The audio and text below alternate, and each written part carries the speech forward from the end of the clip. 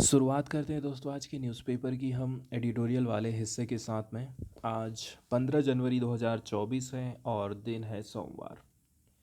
Newspaper की शुरुआत हम एडिटोरियल वाले हिस्से के साथ में करने वाले हैं। आज दो प्रमुख एडिटोरियल्स की चर्चा करेंगे। इसके अलावा द हिंदू की जो महत्वपूर्ण खबरें हैं उसको हम कवर करने वाले हैं। तो पहला वाला जो एडिटोरियल यहाँ पर हम डिस्कशन करने वाले हैं वो जम्मू एंड कश्मीर वाले एरिया में जो आतंकी हमले होते रहते हैं, आज के समय में यदि हम डेटा उठा करके देखेंगे तो सरकार कितनी सक्सेस हासिल कर पाई है आतंकी हमलों को रोकने के लिए। इसके साथ ही साथ में और क्या क्या कदम उठाए जा सकते हैं इसके ऊपर ये आर्टिकल लिखा गया है। यहाँ पर एक वर्ड यूज़ किया गया है डिल्यूशन। डिल्यूशन का मतलब होता है भ्रम। द लास्ट टेररिस्ट 15 जनवरी 2024।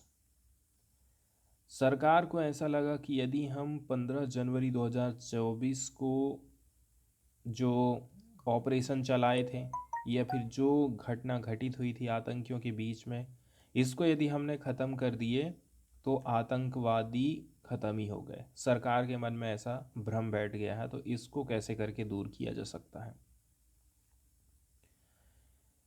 इसके लिए बोला जा रहा है कि सबसे पहले आपको न्यूट्रलाइजिंग करना पड़ेगा टेररिस्ट लोगों को। ये एक क्रूशियल ऑब्जेक्टिव माना जाता है सिक्योरिटी ऑपरेशंस का।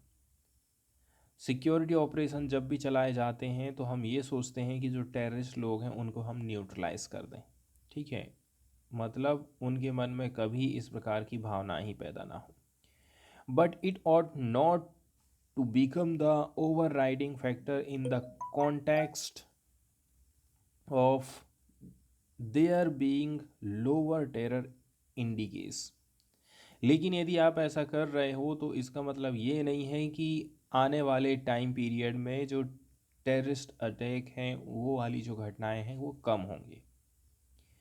तो जम्मू एंड कश्मीर की हम बात करने वाले हैं। जो टेरर स्ट्राइक हमको देखने को मिला था राजौरी पुंछ डिस्ट्रिक्ट, ये पड़ता है डेरा की गली, जहाँ पर 4 जो सोल्जर्स थे इनकी डेथ हो गई थी इन एन एम्बुश, मतलब घात लगाकर किया गया हमला, जिसको हम बोलते हैं एम्बुश।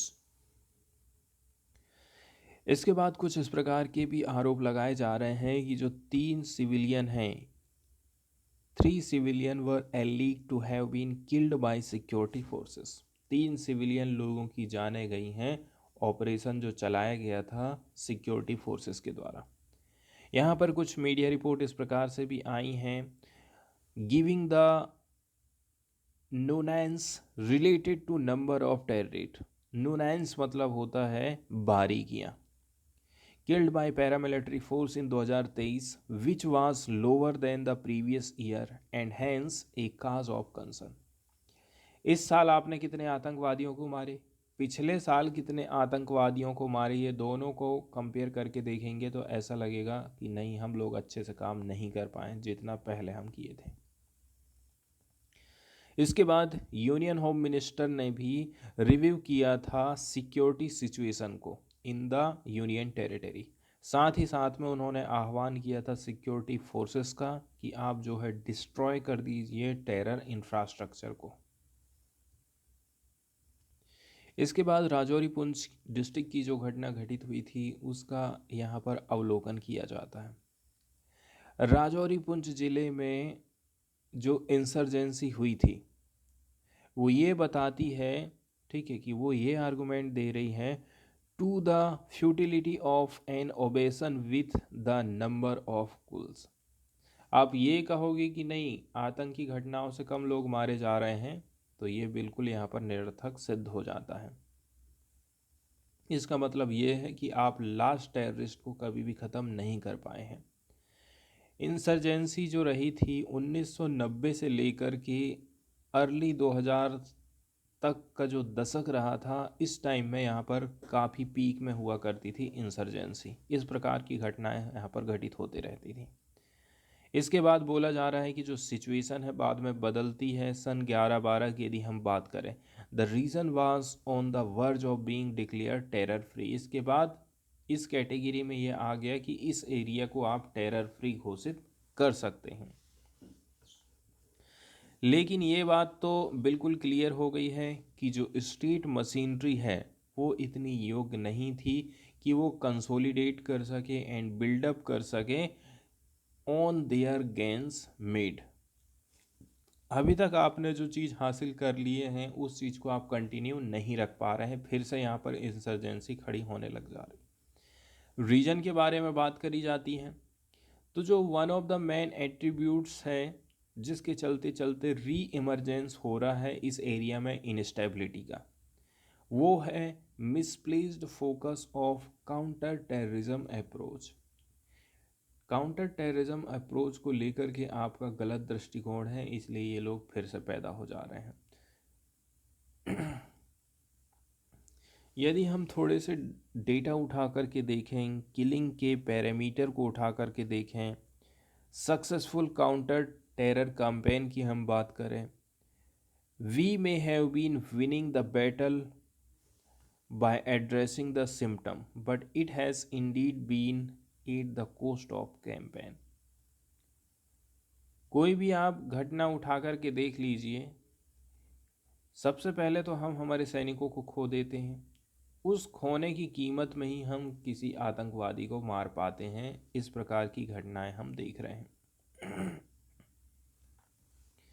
साथ ही साथ में सिस्टम के बारे में यहाँ पर चर्चा करी जाती है कि हमारे यहाँ पर सिस्टम कैसा है, और इस सिस्टम के चलते चलते ही बहुत सारी चीज़ें नहीं हो पा रही हैं। कुल मिलाकर के इंसर्जेंसी से यदि निपटना है ना तो ये काफ़ी चैलेंजिंग टास्क हो जाता है। When terror related incidents are on decline and the need for recognition pushes units to scout for easier way to gain tangibles। अब जब आतंकवादी घटनाएं कंटिन्यू होते रहती हैं ना तो उस समय की तो बात अलग रहती है, जांच पड़ताल करना।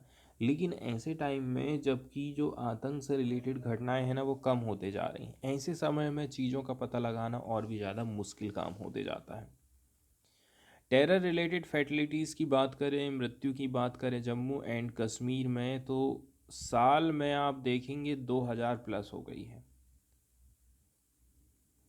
This is in sharp contrast to build declining fatalities post 2007 with the figures 134 in 2023।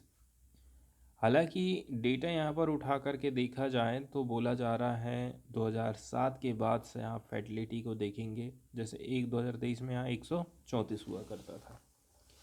ये डेटा प्रस्तुत किया गया है साउथ एशिया टेरर पोर्टल से, वेबसाइट से बताया गया है।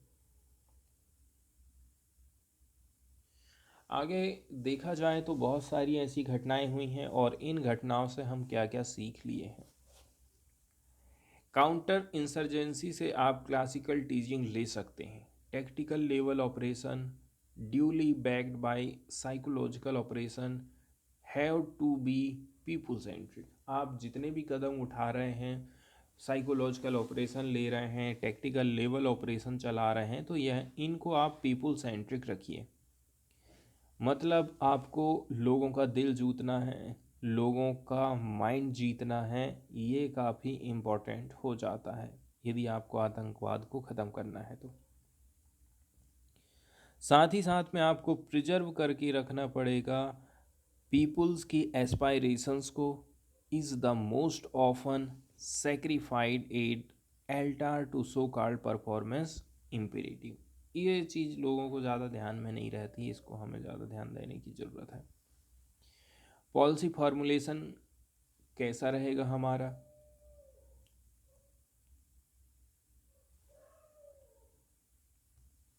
आगे राइटर का कहना है कि ये कोई शक वाली बात नहीं है, इट इज़ नॉट वर्थी। ये काफ़ी उल्लेखनीय करने वाली बात है कि जो अलग अलग किस्म की एजेंसी भारत में काम कर रही हैं आतंकवाद से लड़ाई लड़ने के लिए, ठीक है,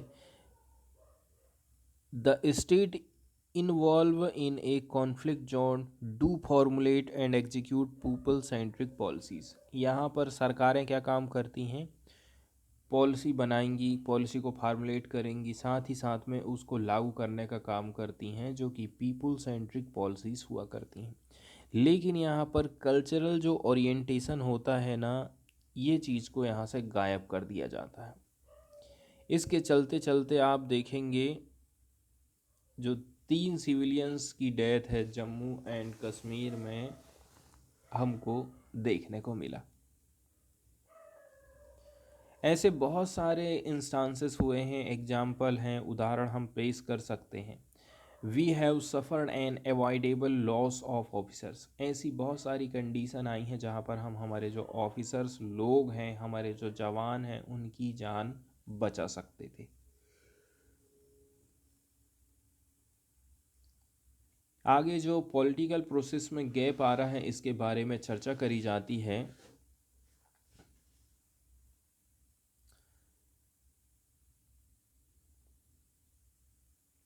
कोई भी देश हो और वहाँ की जो सिक्योरिटी फोर्सेस हो है, उसको इस बात का ध्यान रखना है कि हमारे जो लोग हैं और लोगों की जो डिग्निटी है, खुद की कॉस्ट पे, खुद की कीमत पे हम उसको कैसे करके सेव करके रख सकते हैं। सेकंड नंबर में लीडरशिप को लेकर के होता है। ठीक है, जितना भी लॉस हुआ है, जितना भी कॉस्ट लग रहा है सोल्जर्स लोगों को, इस चीज़ को आप कंपनसेट कर सकते हैं लीडरशिप के माध्यम से। और यहीं पर गैप जो बन रहा था कि लोगों का इंटरेस्ट अलग है, सोल्जर्स लोगों का इंटरेस्ट अलग है, इस चीज़ को कैसे करके फिलअप किया जा सकता है।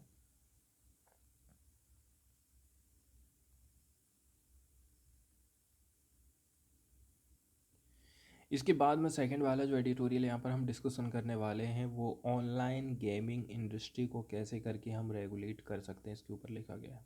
इसमें बताया जाता है कि ऑनलाइन गेमिंग के माध्यम से भी बहुत सारे अपराध आज के समय में हो रहे हैं। नॉर्मली तो लोगों के लिए ये सारी चीज़ें बेकार हैं ही, साथ ही साथ में इनका जो यूज़ है वो साइबर क्राइम करने के लिए, साथ ही साथ में आप देखेंगे बहुत सारे गलत काम इनके माध्यम से करे जा रहे हैं, जैसे कि मनी लॉन्ड्रिंग का काम भी ऑनलाइन गेमिंग के माध्यम से हो पा रहा है। इसके बारे में ये आर्टिकल लिखा गया है कि कैसे करके हम इसको रेगुलेट कर सकते हैं। आज के समय में देखा जाए, ऑनलाइन गेमिंग जो है बढ़ते जा रहा है। इसी के चलते चलते आप बच्चों में एडिक्शन देखते हैं, मेंटल इलनेस आ जाती है, हमारे देश में सुसाइड हो रहे हैं, फाइनेंशियल फ्रॉड हो रहे हैं, privacy and data security concerns यहाँ पर प्रमुख हो जाते हैं। मार्केट फेलियर के कुछ लक्षण आपको दिखाई दे सकते हैं, जैसे कि मार्केट में मोनोपोली स्थापित कर लेना, एक्सटर्नलिटीज़ हैं, इंफॉर्मेशन एसिमेट्रीज हैं, ये दो तीन मेन कमियां हैं। मोनोपोली के अंतर्गत क्या हो जाता है, आज के समय में एग्जाम्पल के तौर पर यदि आप ऐसा समझें कि जियो ने इतना बड़ा मार्केट तैयार कर लिया है और बाकी की जो प्राइवेट कंपनियां हैं ना, वो बहुत ज़्यादा पिछड़ चुकी हैं, तो ये मार्केट में मोनोपोली किसकी हो गई? जियो कंपनी की हो गई।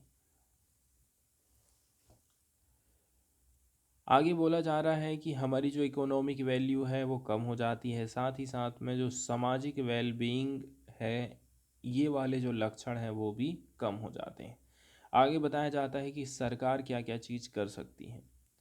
It is precisely in these cases that the government regulatory intervention become vital. यहाँ पर सबसे महत्वपूर्ण चीज़ हो जाती है गवर्नमेंट की रेगुलेटरी इंटरवेंशन।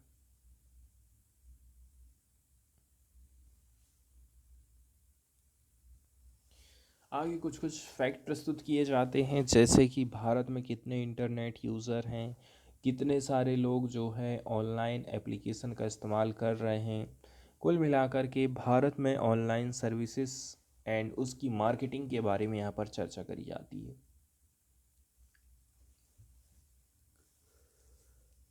आज के समय में यदि आप देखेंगे ना, तो लगभग लगभग 692 मिलियन इंटरनेट यूज़र हैं और इंडिया विश्व का सेकंड लार्जेस्ट इंटरनेट यूज़र माना जाता है and ranks 8th globally in term of time spend on mobile app. मैं मोबाइल ऐप के ऊपर कितने घंटे खर्चा कर रहा हूँ, इस मामले में हम सेकंड नंबर पर हैं। मतलब हमारे देश में कुछ डेटा प्रस्तुत किया जाए लोगों के ऊपर में तो पता चलेगा कि कितने घंटे हम मोबाइल चलाते हैं और कितना टाइम एप्लीकेशन में देते हैं, किसी भी फेसबुक, व्हाट्सएप। वहीं average daily mobile app usage की बात करें तो ये जो टाइम पीरियड है वो बढ़ गया है। ठीक है, पहले जितना भी था आज के समय में वो लगभग 5 घंटा हो गया है 2019 से उठा करके देखेंगे तो। इसके साथ ही साथ में जो 82% डिक्लाइन है ये मीडिया एंड इंटरटेनमेंट में हमें देखने को मिला है। आगे हम बात करते हैं कि यदि ऐसी कंडीशन उत्पन्न होती है तो दुनिया कौन कौन सी चीज़ों को फेस कर सकती है।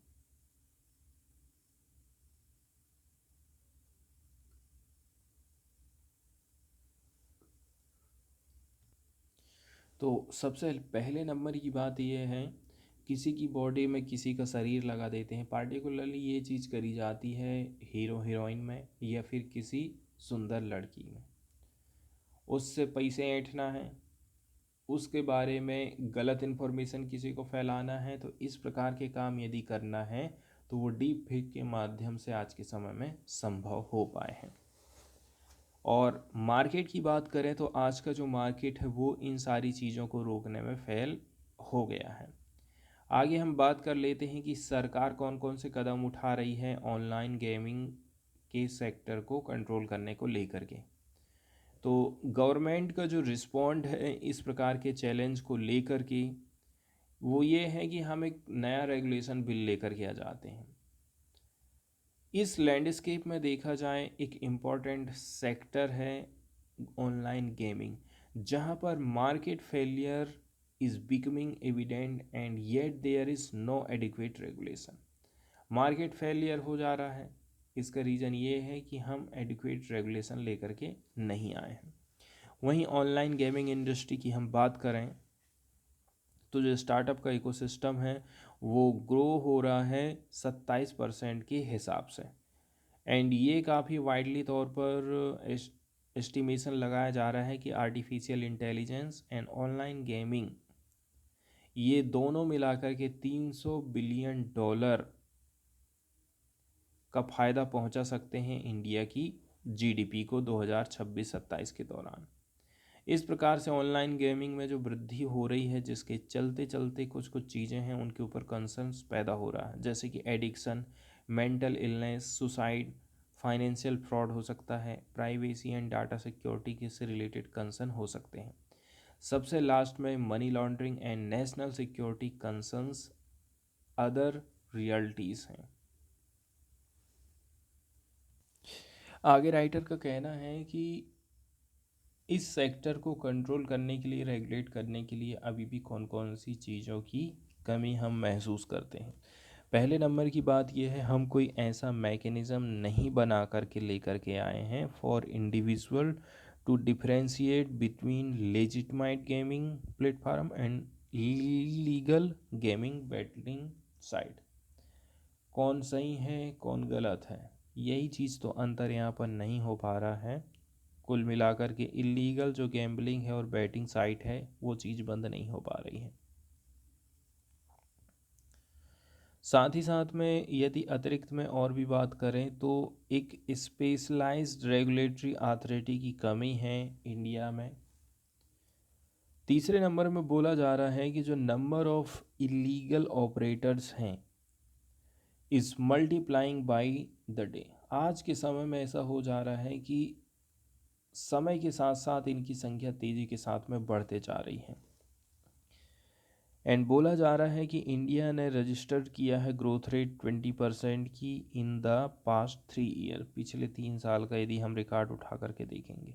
नुकसान की बात करें तो एस्टिमेटेड इंडिकेशन हमको मिला है कि इंडिया को लगभग $45 बिलियन पर एनम का खर्चा उठाना पड़ सकता है। सरकार की तरफ से कौन कौन से प्रयास किए गए हैं, ठीक है, तो यहाँ पर कुछ कुछ नियम कानून सरकार लेकर के आई है, जैसे कि intermediary guideline and digital media ethics code rule 2021।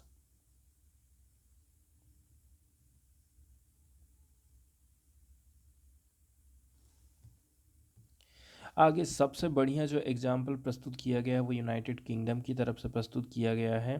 ठीक है, किसी भी चीज़ की एफिशिएंसी को ट्रैक करने के लिए कुछ मेजरमेंट अपनाए गए हैं। ये जो संस्था है वो पब्लिश करती है quarterly the effect of regulation in the sector.